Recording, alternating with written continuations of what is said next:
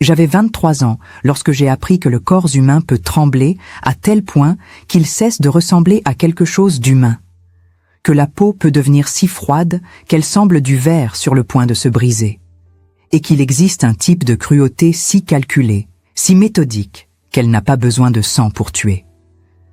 Je m'appelle Aveline Maréchal, j'ai 89 ans. Et pendant 66 d'entre eux, j'ai porté un témoignage qui ne m'appartient pas à moi seul. Il appartient aux femmes qui n'ont jamais pu parler, à celles qui sont mortes dans ces baignoires de fer, à celles qui ont été poussées de force dans l'eau glacée pendant qu'elles suppliaient une pitié qui n'est jamais venue. Aujourd'hui, vieille et fatiguée, je réalise que le silence ne protège plus personne. C'est peut-être pour cela que, finalement, je raconte ce que j'ai vécu. Ce que les soldats allemands nous faisaient lorsque nous étions considérés trop faibles pour travailler, mais encore trop fortes pour simplement mourir. C'était en mars 1944. J'étais au centre de tri allemand de Royalieu, dans la région de Compiègne, dans le nord de la France. Un lieu qui n'existait officiellement dans aucun rapport. Un lieu où les femmes disparaissaient sans laisser de nom, sans laisser de corps, sans laisser de traces. Seulement des numéros, seulement des cendres, seulement du silence. Je suis entrée là-bas avec ma sœur Margot et ma plus proche amie, Eliane. Nous avions toutes les trois été capturées lors d'une opération de fouille, maison par maison, accusées de cacher des combattants de la résistance. Peu importait si c'était vrai ou non. Ce qui importait, c'est que nous étions de jeunes femmes, françaises, et que nos noms figuraient sur une liste. Royalieu n'était pas un camp d'extermination comme Auschwitz. Il n'y avait pas de chambres à gaz. Mais il y avait quelque chose de pire, l'attente, l'incertitude, le traitement quotidien conçu pour nous briser avant même qu'ils ne décident si nous allions mourir ou être envoyés ailleurs. Et au cœur de cette routine de destruction, il y avait les baignoires. Elles se trouvaient dans un hangar étroit et humide, aux murs de pierre qui suintaient l'eau froide même en été. Il y avait 7 baignoires en fonte, alignées comme des cercueils. Ils les remplissaient d'eau glacée tous les matins. Pas de l'eau froide du robinet, de l'eau avec de la glace. Des morceaux de glace flottants comme de petits éclats de verre brisés. Ils nous appelaient à 6 heures du matin, toujours les mêmes femmes, celles qui avaient trop maigri, celles qui tremblaient en marchant, celles qui ne pouvaient plus tenir une pelle ou porter un sac de ciment. Nous étions le matériel défectueux, comme le disaient les soldats en fumant des cigarettes et en riant entre eux. Si vous écoutez cette histoire aujourd'hui, sachez qu'elle ne sera pas facile, mais elle doit être racontée. Et si quelque chose en vous est touché par ce qu'Aveline a vécu, laissez un like sur cette vidéo. Commentez d'où vous regardez. Parce que des mémoires comme celle-ci ne survivent que lorsque quelqu'un se soucie assez pour ne pas les laisser mourir dans l'oubli. Je me souviens de la première fois où j'ai vu les baignoires. J'ai pensé qu'elles servaient à laver le linge, ou peut-être à quelque type de nettoyage industriel. Mais alors, l'une des gardes, une femme allemande au visage dur et aux yeux vides, a crié dans un français traînant « Enlevez vos vêtements, toutes, maintenant !» Nous avons hésité. Margot a serré ma main. Eliane s'est mise à pleurer doucement. Mais il n'y avait pas le choix. Celle qui hésitait recevait des coups. Celle qui résistait mourait. C'était aussi simple que ça. Nous avons retiré nos vêtements en lambeaux. Nos corps maigres, marqués par des ecchymoses, des coupures, des plaies ouvertes qui ne cicatrisaient jamais correctement. Je ressentais de la honte.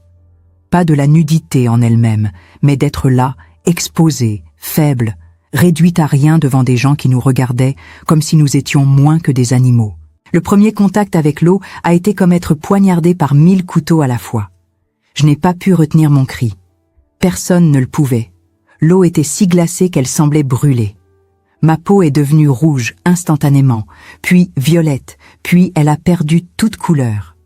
Mes muscles se sont bloqués. Ma poitrine s'est serrée. Je n'arrivais plus à respirer correctement. Les soldats observaient. Certains riaient, d'autres fumaient en silence, comme s'ils assistaient à quelque chose d'ennuyeux. L'un d'eux, plus jeune, avec des yeux clairs et une expression presque indifférente, se tenait immobile à côté de ma baignoire. Il m'a regardé fixement pendant que je tremblais. Il y avait de la cruauté en lui, oui, mais aussi une brève hésitation, un vacillement, quelque chose qui a duré peut-être 2 secondes, mais qui a marqué ma mémoire pour toujours. Je n'ai jamais compris ce regard. Une lueur d'humanité dans un endroit où aucune humanité ne devrait exister. Nous étions obligés de rester dans l'eau pendant 15 minutes, chronométrées. Parfois, quand l'une de nous s'évanouissait, il la tirait dehors et lui jetait de l'eau froide au visage jusqu'à ce qu'elle se réveille. Puis, il la repoussait dedans. C'est pour renforcer, disait-il, pour entraîner la résistance. Mais nous savions toute la vérité. Ce n'était pas de l'entraînement, c'était de la torture déguisée en procédure médicale. Il y avait une femme enceinte parmi nous. Elle s'appelait Claire. Elle devait avoir 7 mois de grossesse, le ventre proéminent malgré sa maigreur extrême. Quand son tour est arrivé, elle a supplié, à genoux, en allemand, en français, dans n'importe quelle langue qu'elle pensait qu'il comprendrait. Elle tenait son ventre avec ses 2 mains, comme si elle pouvait protéger le bébé rien qu'avec ce geste. Ils ont arraché ses bras et l'ont poussée dans la baignoire. Elle a crié, un cri qui n'était pas humain, un cri d'animal blessé, et puis le silence. Elle a cessé de crier, elle a cessé de bouger. Elle est restée là, dans l'eau, les yeux ouverts, fixés sur le plafond, comme si elle s'était déconnectée de son propre corps. 3 jours plus tard, Claire est morte. Le bébé aussi. Personne n'en a parlé. Personne n'a posé de questions. C'était comme si elle n'avait jamais existé. Margot, ma sœur, a tenu 2 semaines. Eliane, 3. Moi, j'ai survécu. Je ne sais pas pourquoi. Ce n'était pas du courage. Ce n'était pas de la force. C'était le hasard. Une erreur bureaucratique. Un garde distrait. Quelque chose que je ne comprendrai jamais. Mais je porte leur mort avec moi. Tous les jours, à chaque respiration, à chaque nuit d'insomnie.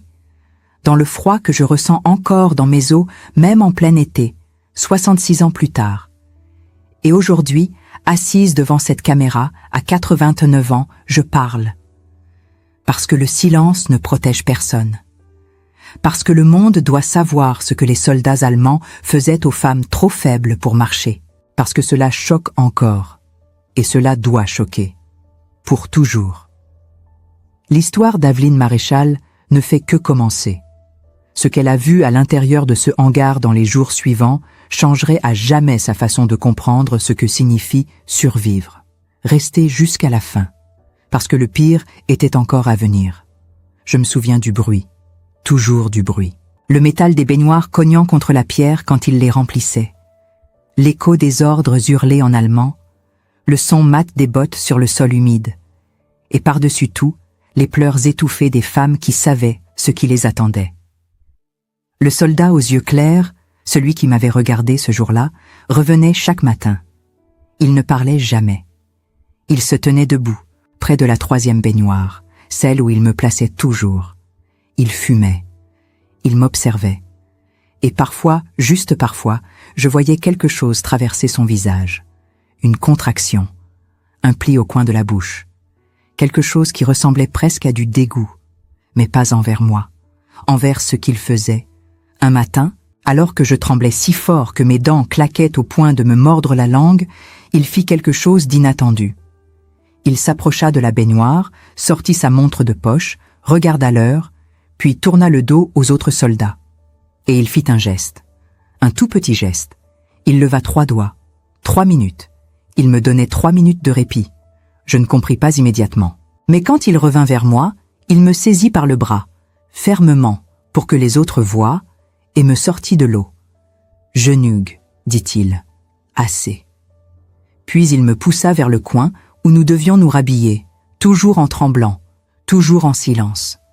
Ce jour-là, je sortis du bâtiment des baignoires 12 minutes plus tôt que d'habitude. 12 minutes qui m'ont peut-être sauvé la vie.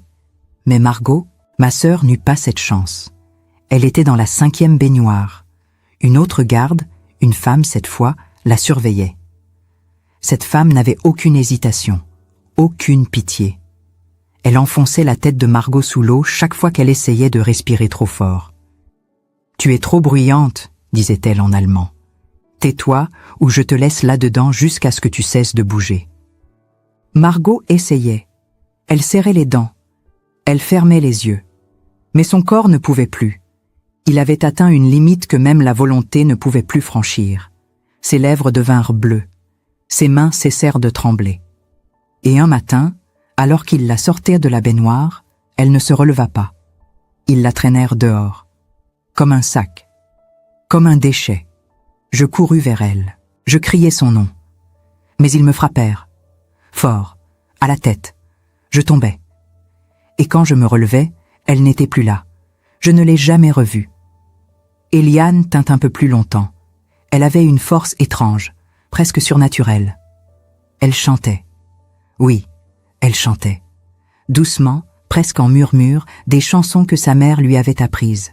Des berceuses, des comptines. Elle disait que cela l'aidait à oublier le froid, à se souvenir qu'elle avait été un jour une personne avec une vie, une famille, un avenir.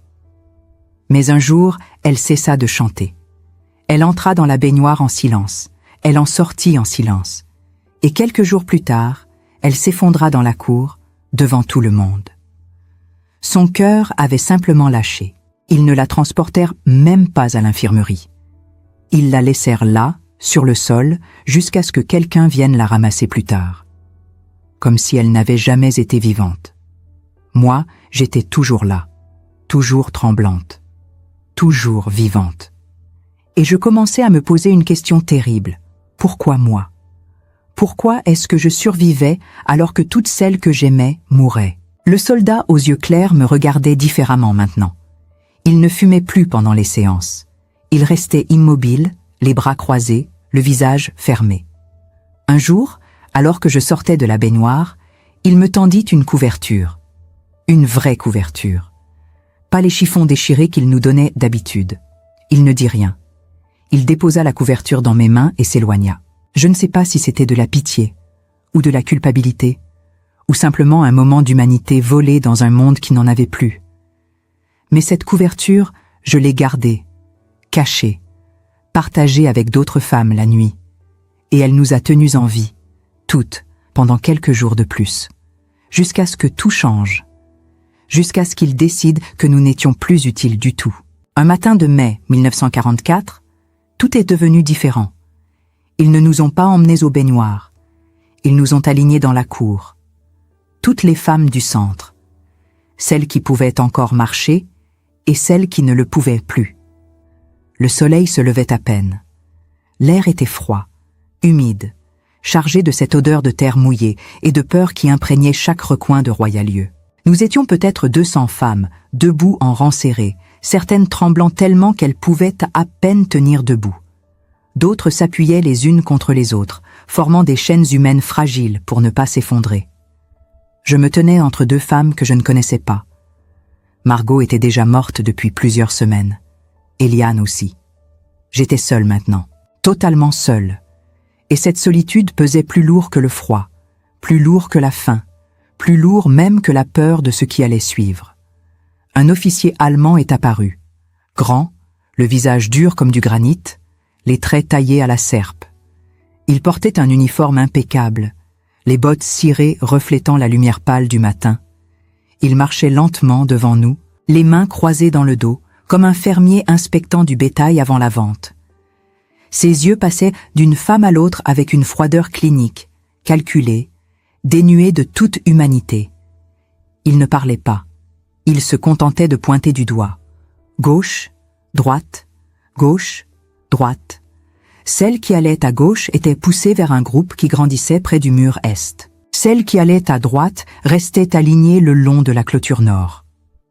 Personne ne savait ce que signifiaient ces deux groupes. Personne n'osait demander. Mais nous savions toutes, au fond de nous, que l'un menait à la mort et l'autre à quelque chose qui ressemblait encore vaguement à la vie. L'officier s'arrêtait parfois. Il observait une femme plus longuement. Il inclinait la tête. Il fronçait les sourcils. Puis il décidait, gauche, droite, comme s'il jouait à un jeu dont seul lui connaissait les règles. Une femme devant moi, une Polonaise aux cheveux gris et au visage creusé par la faim, fut envoyée à gauche. Elle tomba à genoux. Elle supplia en polonais, puis en allemand, puis dans un français cassé. « S'il vous plaît, monsieur, s'il vous plaît, j'ai des enfants. Ils m'attendent, je peux travailler, je peux encore travailler. » L'officier ne la regarda même pas. Il fit un geste de la main. 2 gardes la saisirent par les bras et la traînèrent vers le groupe de gauche. Ses cris résonnèrent dans toute la cour. Puis ils cessèrent brusquement lorsqu'un des gardes la frappa à la nuque avec la crosse de son fusil. Je détournai le regard, mais je ne pouvais pas fermer mes oreilles. J'entendais tout. Les pleurs, les supplications, les ordres hurlés en allemand, le bruit sourd des corps tombant sur le sol. Quand ce fut mon tour, l'officier s'arrêta. Il me regarda, longuement, trop longuement. Ses yeux gris acier scrutèrent mon visage, mes épaules affaissées, mes bras maigres, mes jambes qui tremblaient sous mon propre poids. Je voyais dans son regard qu'il calculait, qu'il évaluait, qu'il décidait si j'avais encore une quelconque valeur ou si j'étais juste un déchet de plus à éliminer. Mes jambes tremblaient, pas à cause du froid cette fois, à cause de la peur. Une peur si profonde qu'elle me vidait de toute pensée, de toute volonté, de tout sauf de ce désir primitif de continuer à respirer encore un peu plus longtemps. Il leva la main, lentement, délibérément. Mon cœur s'arrêta. Le monde entier sembla se figer. Droite. Je fus poussé vers le groupe de droite. Je ne compris pas pourquoi. J'étais aussi faible que les autres, peut-être même plus faible. Mes côtes saillaient sous ma peau, mes cheveux tombaient par plaques, mes mains tremblaient constamment. Je n'avais plus la force de porter un seau d'eau. Alors pourquoi moi? Pourquoi pas moi à gauche avec toutes les autres? Mais alors, en me retournant brièvement, je le vis. Le soldat aux yeux clairs. Celui qui m'avait regardé pendant les séances de baignoire. Celui qui m'avait donné 3 minutes de répit. Celui qui m'avait tendu une couverture. Il était là, debout derrière l'officier. Et il avait fait un geste. Un geste si subtil, si imperceptible que personne d'autre ne l'avait vu. Il avait incliné la tête, vers la droite, juste un petit mouvement, à peine un hochement. Mais cela avait suffi. L'officier avait suivi son indication sans même s'en rendre compte. Ou peut-être s'en était-il rendu compte et avait-il choisi de l'ignorer. Je ne le saurais jamais. Mais ce jour-là, ce soldat m'avait sauvé. Encore une fois. Je rejoignis le groupe de droite. Nous étions peut-être 50. Les autres, celles de gauche, étaient plus de 150. Elles furent emmenées vers les camions stationnés près de l'entrée principale. De grands camions bâchés, sombres, semblables à des cercueils roulants. Elles montèrent une par une, poussées par les gardes, certaines en silence, d'autres en pleurant, d'autres encore en hurlant. Une vieille femme s'accrocha au montant de la porte du camion, refusant de lâcher prise. Un garde lui écrasa les doigts avec la crosse de son fusil. Elle tomba. Ils la jetèrent à l'intérieur comme un sac de pommes de terre. Les portes des camions se refermèrent avec un bruit métallique qui résonna dans toute la cour. Un bruit final, définitif, comme le bruit d'un tombeau qu'on scelle. Je ne les ai jamais revues, aucune d'entre elles. Nous apprîmes plus tard, bien plus tard, après la libération, qu'elles avaient été envoyées à Ravensbrück. Un camp de concentration pour femmes situé au nord de l'Allemagne. Un endroit où la mort n'était pas rapide, où elle venait lentement à travers le travail forcé, la faim, les maladies, les expériences médicales. La plupart d'entre elles y moururent dans les 3 mois. Certaines tinrent 6 mois. Très peu survécurent jusqu'à la fin de la guerre. Moi, je restais à Royalieu. Nous, celles de droite, fûmes ramenées dans nos baraquements. Mais tout avait changé. Nous savions désormais que nous étions en sursis, que notre vie ne tenait qu'à un fil, qu'à tout moment, un autre tri pourrait avoir lieu, et que la prochaine fois, nous ne serions peut-être pas du bon côté. Les jours suivants furent étranges, presque calmes. Les séances de baignoire cessèrent. Ils ne nous emmenaient plus là-bas. Peut-être parce qu'il ne restait plus assez de femmes. Peut-être parce qu'ils avaient d'autres priorités. Peut-être parce que la guerre tournait et qu'ils commençaient à sentir que leur temps était compté. Nous entendions les bombardements. La nuit, au loin, le ciel s'illuminait de lueurs orangées. Les Alliés se rapprochaient. Nous le savions. Tout le monde le savait. Même les Allemands. Et avec cette proximité de la libération, venait une nouvelle terreur, celle d'être tué juste avant d'être libre, celle de mourir à quelques jours, quelques heures peut-être, de la faim. Je restai à Royalieu jusqu'en août 1944, jusqu'à ce que les Alliés soient si proches que nous pouvions entendre les tanks rouler sur les routes. Jusqu'à ce que les Allemands commencent à évacuer le centre en catastrophe, brûlant des documents, détruisant des preuves, tuant certains prisonniers et en abandonnant d'autres. Et c'est dans ce chaos, dans cette panique, que je m'échappais. Avec 3 autres femmes, nous avons profité d'un moment d'inattention. Un garde distrait, une porte laissée ouverte. Nous avons couru à travers les bois, marchant pendant 2 jours sans nourriture, sans eau, guidés uniquement par le bruit lointain des bombardements et par un instinct de survie que je ne savais même pas posséder. Quand je fus enfin libre, quand je traversais les lignes alliées et qu'un soldat américain me tendit une couverture et un morceau de pain, je ne ressentis pas de joie. Je ne ressentis pas de soulagement. Je ressentis un vide si profond, si immense qu'il me suivrait pour le reste de ma vie, parce que j'étais libre. Mais Margot ne l'était pas. Eliane ne l'était pas. Claire et son bébé ne l'étaient pas. Et toutes ces femmes montées dans les camions ce matin de mai ne l'étaient pas non plus. J'étais libre, mais j'avais perdu tout ce qui donnait un sens à cette liberté. Après la guerre, personne ne voulait entendre ce que j'avais vécu. La France célébrait sa libération. Partout dans les rues, les gens dansaient, chantaient, embrassaient les soldats américains. Les drapeaux tricolores flottaient aux fenêtres. Les cloches des églises sonnaient à toute volée. C'était l'euphorie, la joie collective, la renaissance d'un pays qui avait été occupé, humilié, brisé pendant 4 longues années. Mais moi, je ne ressentais rien de tout cela. Je marchais dans ces rues remplies de rires et de musique, et je me sentais comme un fantôme, comme si je n'appartenais plus à ce monde, comme si une partie de moi était restée là-bas, dans ce hangar froid, dans cette baignoire de fer, aux côtés de Margot, d'Eliane, de Claire et de toutes les autres. Quand j'essayais de parler, les gens détournaient le regard. Ils changeaient de sujet. Ils me tapotèrent l'épaule avec un sourire gêné et disaient « C'est fini maintenant. Il faut tourner la page. Il faut penser à l'avenir. » Tourner la page, comme si ce que nous avions vécu n'était qu'un chapitre d'un livre qu'on pouvait simplement refermer et oublier. Comme si la douleur, le trauma, la perte pouvaient être effacés d'un simple geste de volonté. Je suis retournée dans mon village natal, un petit bourg de Normandie où j'avais grandi. La maison de mes parents avait été bombardée. Il ne restait que des ruines, des murs écroulés, des poutres calcinées, des morceaux de vie qui n'existaient plus. Mes parents étaient morts pendant l'occupation. Mon père avait été fusillé pour avoir refusé de livrer des informations sur des résistants. Ma mère était morte de chagrin 6 mois plus tard, ou du moins c'est ce qu'on m'a dit. Margot était morte à Royalieu. Mon frère cadet avait disparu en 1943, probablement envoyé en Allemagne pour le travail obligatoire. Personne n'avait jamais eu de ces nouvelles. J'étais seule, complètement seule, sans famille, sans maison, sans avenir. Je vivais chez une tante éloignée qui m'avait accueillie par pitié plus que par amour.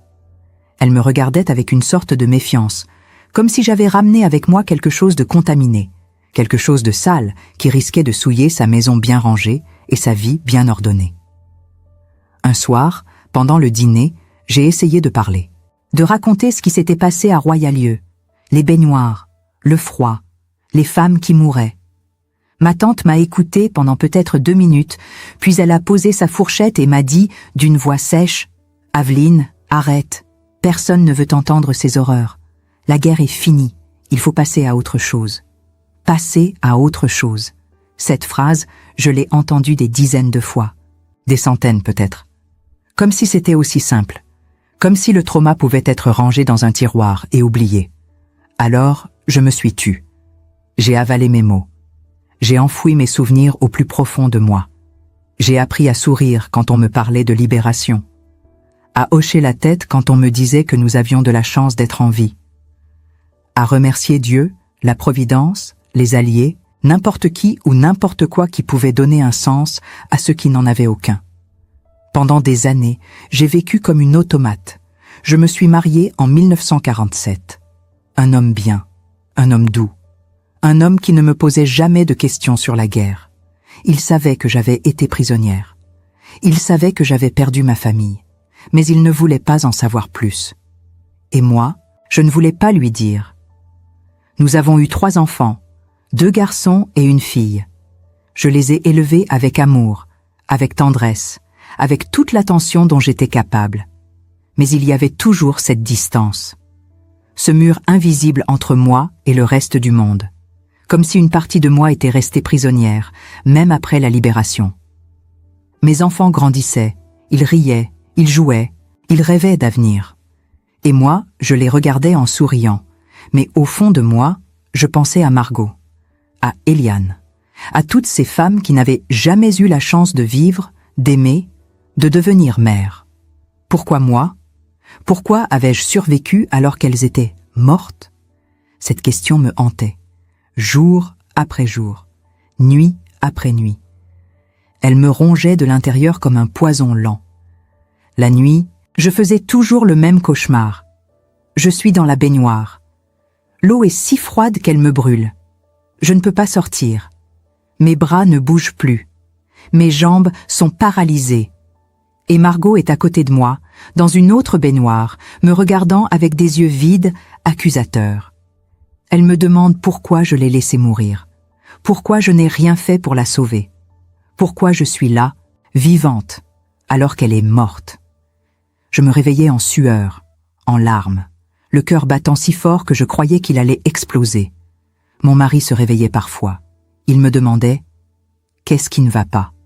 Je répondais toujours la même chose. Rien. Un mauvais rêve. Et je mentais.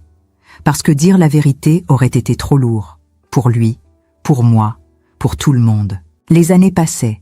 Les décennies passaient. Mes enfants devenaient adultes. Ils se mariaient. Ils avaient leurs propres enfants. La vie continuait. Mais pour moi, une partie de moi était restée figée en 1944, dans ce hangar froid, dans cette baignoire de fer. En 1960, un procès eut lieu à Paris. Un procès contre certains responsables de Royal-Lieu. On m'a contacté. On m'a demandé si je voulais témoigner. J'ai refusé. Je ne pouvais pas. L'idée de me tenir devant une salle remplie de gens, de raconter ce que j'avais vécu, de revivre tout cela publiquement, c'était au-dessus de mes forces. Mais j'ai suivi le procès dans les journaux. J'ai lu les témoignages d'autres survivants. Et j'ai pleuré. Pleuré pour toutes ces femmes dont les noms n'apparaissaient nulle part. Pleuré parce que le monde semblait avoir déjà oublié. Parce que la vie continuait comme si rien ne s'était passé. En 1985, mon mari est mort. D'une crise cardiaque. Brutalement. Sans prévenir. J'étais veuve. Mes enfants étaient repartis, installés dans d'autres villes, d'autres pays même. Je me suis retrouvée seule, encore une fois. C'est à ce moment-là que quelque chose a changé, que le silence est devenu insupportable, que le poids du témoignage non dit est devenu trop lourd à porter. Pendant 66 ans, j'avais porté ce témoignage seul, enfermé dans ma mémoire, prisonnière de mon propre silence. Mais un jour, en 2010, un historien m'a contacté. Il s'appelait Julien Moreau. Il travaillait sur un projet de documentation des camps de transit français pendant la guerre. Il recherchait des survivants de Royal-Lieu. Il voulait que je parle. J'ai hésité. Longtemps. Des semaines. Des mois. Je me disais que c'était trop tard, que personne ne s'en souciait, que le monde avait tourné la page depuis longtemps. Mais finalement, j'ai accepté. Parce que je me suis rendu compte que si je ne parlais pas, personne ne le ferait. Et que toutes ces femmes mortes dans le silence méritaient au moins que leur histoire soit racontée, que leur nom soit prononcé, que leur souffrance soit reconnue. L'entretien a eu lieu en mars 2010, 66 ans, jour pour jour, après mon arrivée à Royal-Lieu. Je me suis assise devant la caméra. J'avais 86 ans. Mes mains tremblaient, ma voix était faible, mais j'ai parlé. J'ai raconté les baignoires, le froid, les femmes qui mouraient, les soldats qui riaient, Margot, Eliane, Claire et son bébé. J'ai pleuré. Pour la première fois depuis des décennies, j'ai laissé les larmes couler librement. Et étrangement, cela ne m'a pas brisé. Cela m'a libérée. Comme si, en parlant, j'avais enfin déposé un fardeau que je portais depuis trop longtemps. 3 ans après cette entrevue, je suis morte. paisiblement, dans mon sommeil. Mais ma voix reste, ma voix est celle de toutes les femmes qui n'ont jamais pu parler. Aujourd'hui, vous avez écouté mon histoire. Vous savez ce que les soldats allemands faisaient avec des femmes trop faibles pour marcher. Vous savez ce qu'étaient ces baignoires de glace. Vous savez ce que signifie mourir de froid, lentement, jour après jour, alors que d'autres regardent et rient. Mais il y a quelque chose que je veux que vous compreniez. Quelque chose qui me hante encore, même maintenant, au-delà de la mort. Le soldat aux yeux clairs. Celui qui m'a sauvé. Celui qui m'a donné 3 minutes de répit. Celui qui a incliné la tête pour que je sois envoyé à droite plutôt qu'à gauche. Était-il un homme bon, pris dans un système terrible, ou était-il simplement un homme qui, par hasard, a eu un moment d'humanité dans un océan de cruauté? Je ne le saurai jamais. Je ne l'ai jamais revu. Je ne connais même pas son nom. Mais je pense à lui, souvent. Et je me demande, si j'avais été à sa place, aurais-je eu le courage de faire ce qu'il a fait? Aurais-je risqué ma vie pour sauver une inconnue? J'aimerais croire que oui. Mais la vérité, c'est que je ne sais pas. Et c'est ce qui me terrifie le plus. Parce que si nous ne savons pas ce que nous ferions dans les pires moments de l'humanité, comment pouvons-nous nous assurer que ces moments ne se reproduiront jamais? Voilà pourquoi je parle. Voilà pourquoi ma voix reste, même après ma mort. Pas seulement pour honorer les morts, mais pour avertir les vivants. Ce que les soldats allemands faisaient avec des femmes trop faibles pour marcher n'est pas seulement une histoire du passé. C'est un avertissement pour l'avenir. Un rappel que la cruauté peut se cacher derrière des procédures, des ordres, des uniformes. Qu'elle peut être banalisée, normalisée, acceptée. Et que la seule chose qui se dresse entre nous et l'abîme, c'est notre capacité à dire non, à résister, à nous souvenir. Alors, souvenez-vous de moi. Souvenez-vous de Margot, de Claire, d'Eliane, et de toutes les femmes dont vous ne connaîtrez jamais les noms. Souvenez-vous, parce que le jour où nous oublions, c'est le jour où cela recommence. Aujourd'hui, vous avez écouté la voix d'Aveline Maréchal. Une voix qui a traversé 66 années de silence avant de briser les murs de l'oubli. Une voix qui appartient non seulement à elle, mais à toutes les femmes qui sont mortes dans ces baignoires de fer, dans ce hangar froid de Royalieu, et dans tous les camps où l'humanité a été volée, brisée, assassinée. Ce que vous venez d'entendre n'est pas qu'une histoire, c'est un témoignage, un cri lancé depuis le passé pour nous rappeler que la cruauté n'a pas besoin de chambres à gaz pour tuer, qu'elle peut se cacher derrière des procédures, des ordres, des uniformes, qu'elle peut être banalisée, normalisée, acceptée par ceux qui regardent et ne disent de rien, et que le silence complice est parfois aussi mortel que l'acte lui-même. Aveline a porté ce fardeau seule pendant toute une vie. Elle a vécu avec le poids de la culpabilité du survivant, se demandant chaque jour pourquoi elle était encore en vie, alors que sa sœur Margot, son amie Eliane et tant d'autres étaient mortes. Elle a enduré des décennies de cauchemars, de douleurs silencieuses, de souvenirs qui la consumaient de l'intérieur. Et pourtant, avant de mourir, elle a trouvé le courage de parler, de témoigner, de laisser sa voix pour que nous, aujourd'hui, puissions entendre et nous souvenir. Si cette histoire vous a touché, si elle a réveillé quelque chose en vous, de la colère, de la tristesse, de la compassion, ou simplement une profonde reconnaissance pour la paix que nous avons la chance de vivre aujourd'hui, alors ne laissez pas ce témoignage s'arrêter ici. Soutenez ce canal. Abonnez-vous. Partagez cette vidéo avec ceux qui, comme vous, croient que la mémoire est un devoir sacré.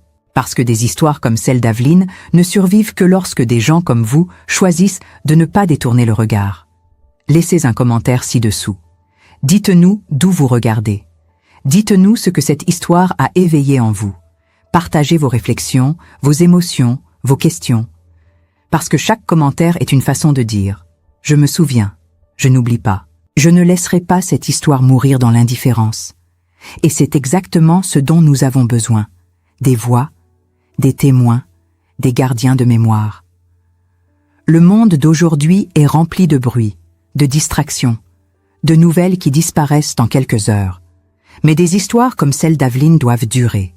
Elles doivent être transmises de génération en génération. Parce que le jour où nous oublions ce qui s'est passé, c'est le jour où cela peut recommencer.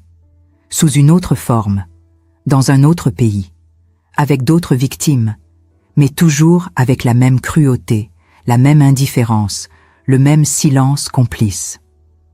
Alors, aujourd'hui, en l'honneur d'Aveline Maréchal, de Margot, d'Eliane, de Claire et de toutes les femmes dont nous ne connaîtrons jamais les noms, faisons le choix de nous souvenir, de témoigner, de refuser le silence, parce que leur voix mérite d'être entendue, et parce que notre devoir, en tant qu'êtres humains, est de faire en sorte qu'elles ne soient jamais oubliées.